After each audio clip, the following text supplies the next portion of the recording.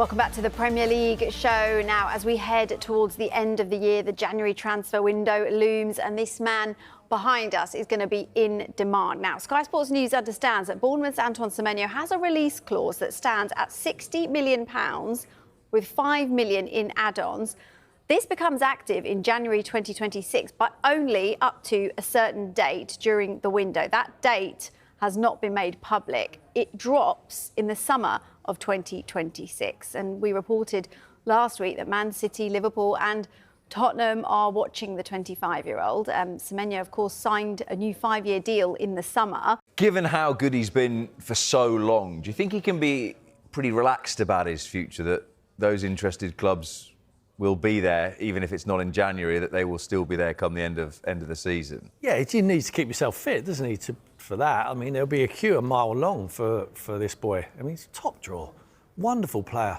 He doesn't have to settle to the Premier League. You know what you're going to get. The only question mark will be, it's OK playing for Bournemouth and Bristol City. Can you play for Liverpool? Can you play for Tottenham when the spotlight's on? Can you play for Arsenal? You know, it reminds me of his career is a bit like Eze, little bit, you know, and he stepped up to Arsenal and he's been outstanding. So, if there's nothing like a sure thing, 100% sure thing, but I think it's the nearest you're going to ever come to it. With this signing, is it enough to make Manchester City title favourites? We've actually been asking that on a poll this morning as well.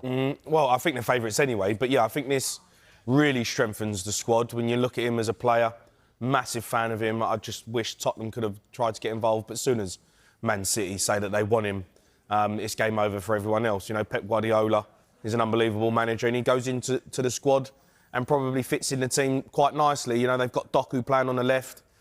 They have Cherki, who's been in great form, playing on the right, but he can play in both positions. And I think that, you know, he'll go in, he'll get his opportunity to play pretty quickly. They're in the Champions League, they're fighting for the Premier League title. It's a no-brainer for him.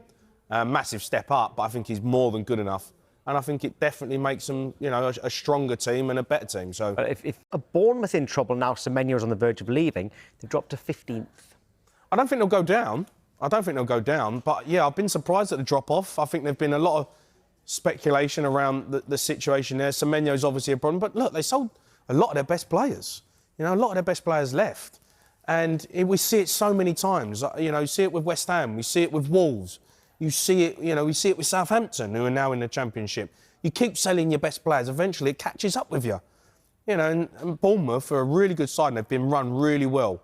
And I know they've got a model of what they're trying to do, and they're trying to build that football club.